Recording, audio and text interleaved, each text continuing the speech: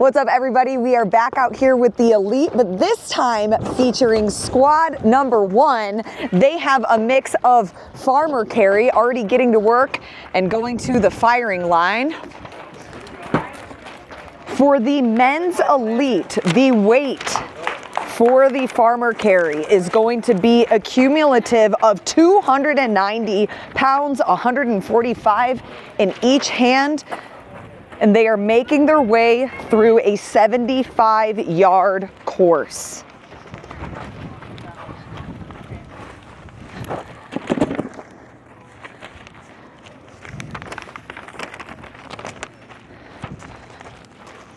Once they make it back to their lane, that is when they can start their first firing sequence. We have a 15-minute time cap for this one. They will have 10 shots starting with rifle and then 10 with the pistol. For that rifle, they have 4 different locations that they will be shooting from. So they have the top pinch and then all 3 poles. So right now we have the top for round number 1, and each of those for the next couple of rounds. Yardage here, 24 for both pistol and rifle. And the pistol, all of those rounds are going to be from the top of that barricade.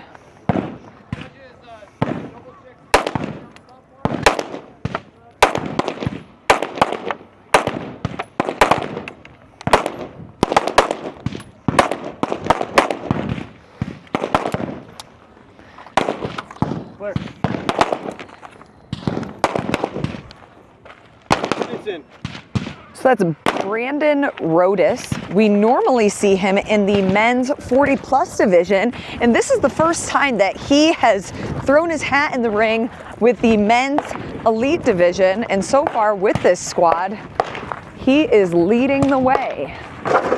Behind him, Chris Gillespie, and then here, Landon Rasmussen. Taking a quick little break. Here is where grip fatigue is going to be one of those things that doesn't just play a part with the farmer's carry, but also will impact your grip on your rifle and pistol at the firing line. So for some people, it might actually be a good strategy to take a break with the farmer's carry before you're forced. There is no penalty for dropping it. Certain events or stages that we have, you have to make it a certain yardage before you drop. There are specific drop zones, but for this stage, there actually aren't. So knowing your body, knowing where to push, and also what kind of impact that's going to have with your shots at the firing line.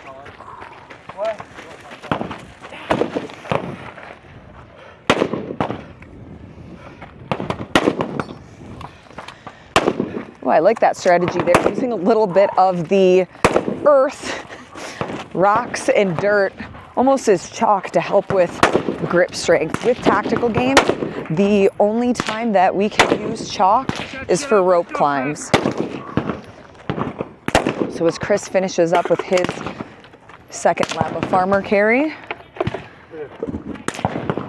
Landon here now moving to his second iteration of pistol. And Landon has been competing since 2022. This is his 6th Tactical Games event. And a little fun fact about him, he used to do choir in high school. We'll see if we can get a note or 2 out of him after.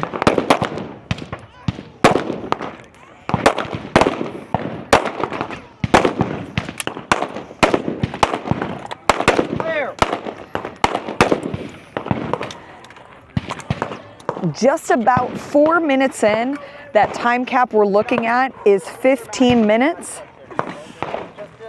And they are beginning, at least Landon is beginning, his 3rd of 4 rounds.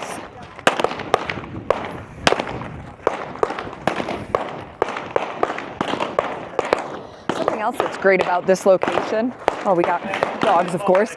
But we also have some bleachers, so a great area to bring your hype squad, have people cheer for you as you make your way around. All of our tactical games events, whether it's regionals or nationals, at this point in the game, they are free. You don't have to pay a dime to come and spectate. So if you're interested, you're not sure if you want to yet compete or even volunteer, a great way to get involved and see what we're doing here almost once a month, not including our skirmishes, because then it's pretty much every other week. It's a great time to see what it's all about.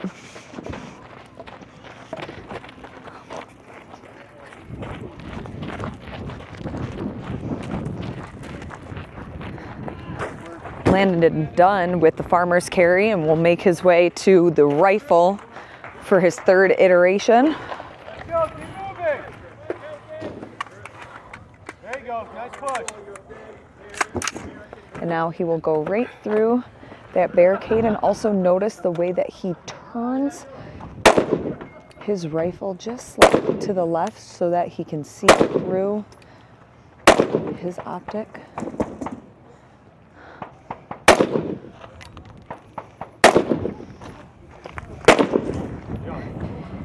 And Brandon will now begin his third round at the firing line as well.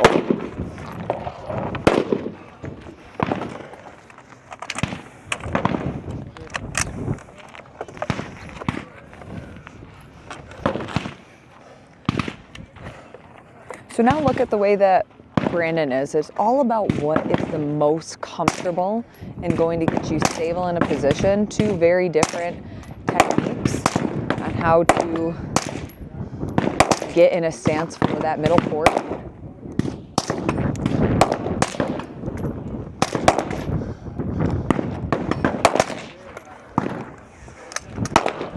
And then we have Chris coming around, also known as Mr. Mullet Man. And he also started back in 2022. This is his fourth event competing with the tactical games. And right at the halfway mark, Landon is now onto his final round of farmer carry to close out his third stage of the day. Nice little cheering section on the side. And for men's elite, we have two other squads that they just need to keep in mind that your time in this one or your score for this one is not just the other athletes in your squad, but two other ones that have already gone.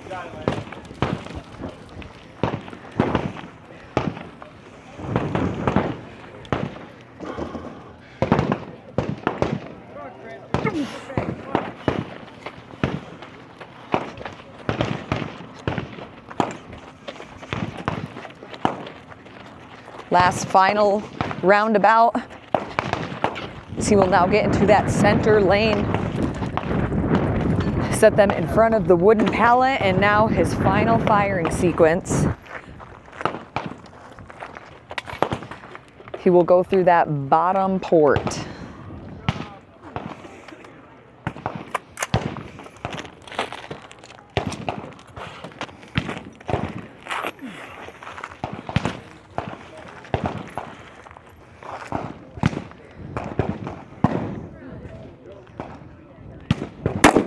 So you'll notice he's in the prone position. You'll see a lot of athletes, especially in the men's division, get into this position.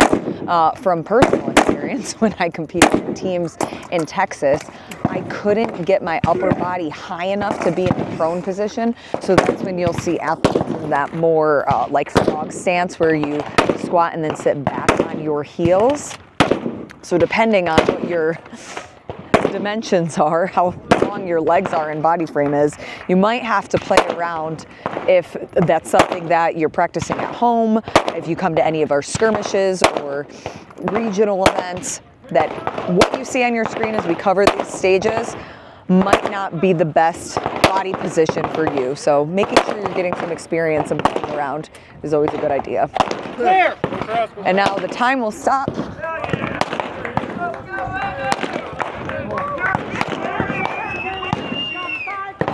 as he is done. 5 minutes left. Brandon coming around the corner, and he's at the end lane here. Well, that's one way to move him forward.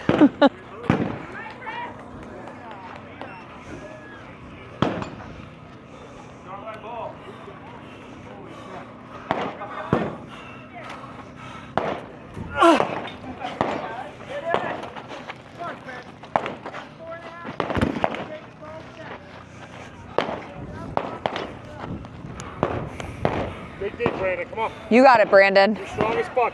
Let's go. Squeeze. Almost there, almost there. One big push.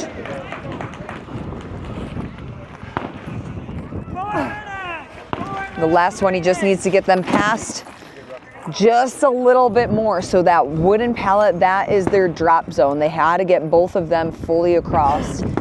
And he will get there, and now his final firing sequence. And then all the way in the back of your screen, Chris, he's making his final farmer carry. 75 yards in total. And you can see how exhausting it is towards the end. Oh, and as we were talking about before that, everybody's gonna have a bit of a different body position for this bottom port. What Brandon's doing, that's actually what I have found very helpful as well, is laying on one of your shoulders, because it'll prop your chest up just a bit to be able to see through that sight and through the port. Just 10 shots left, 24 yards out before he can lock in his time and cross that finish.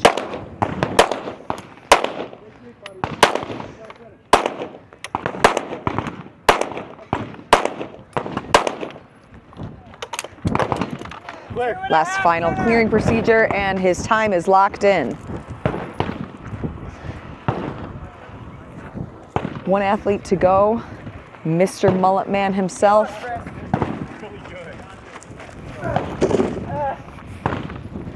Let's go, Chris. You got it. Dig deep. Almost there. Almost there. Come on, Chris. Come on. I mean, just take a look at that hair flow with the wind out here. 10 out of 10.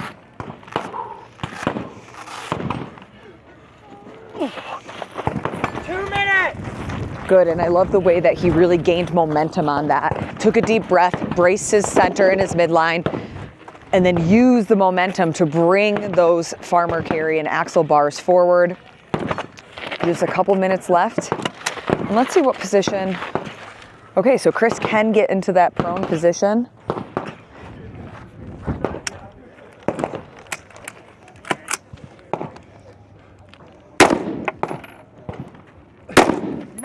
Seconds.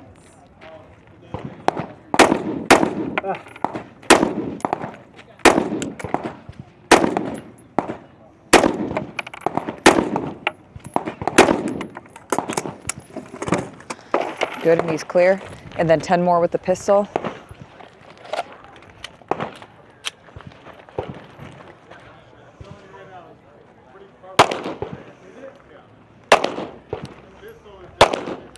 One minute.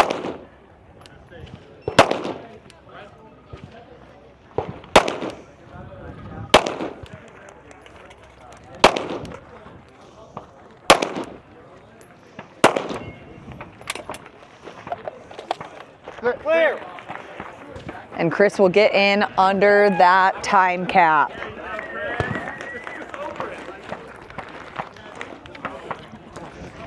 All right, let's go chat with Landon. Howdy. How's your grip feeling right now? Just don't make me hold the mic. No, I'm gonna hold it for you, because even when you were done, I could see you try to shake your hands out just to gain some feeling back. Yeah, grip is gone. That was definitely the hardest part, was just hanging on to the farmers. What are some of the things that you do in training to prepare for an event that has so much grip fatigue? I don't do a lot of specific grip training. I have large hands, but I try to do deadlifts with double overhand until I can't hang on anymore. I do farmer carries, things like that, but nothing super specific to grip. Okay, and you know, we're halfway through day one. What has been the highlight moment for you so far? This was my best stage. I kind of had a okay performance in the first two, and I needed a good stage, and I think I shot pretty well and finished in a decent time. We have a couple of tickets on the line for nationals. Are you looking for this to be the time? The plan, yeah. I get 2 per year, so it's now or never. 2 what per year? 2 tactical games a year. That's the quota, so I need to qualify out of the gate, so that's the hope. Yeah. Okay, that's the hope. And a little birdie, as in yourself, told me that you used to sing choir in high school. Please don't ask me to sing right now, but yeah, I was not an athlete growing up. The military was good for me. I was about 70 pounds lighter, and the only thing I lettered in was choir. Do you ever still sing? Thank you, Mr. Swear, if you're watching. Yeah, I've done some stuff at church, things like that, but now I lift weights and shoot guns. Can you hit a note for us? You can't put me on the spot like that. Yes, that's the whole point of this. You gotta give me a tune. Living on a prayer. Okay. Living on a prayer. That'll do That's it what for I'm us. doing this weekend. Okay. Great work. Thank you. Putting y'all on the spot is what this is all about. Don't worry, there's no I gotcha moments. This is sport. This is fun. If you're an athlete, fill out the form. You can find the form through Amanda and Nick Thayer.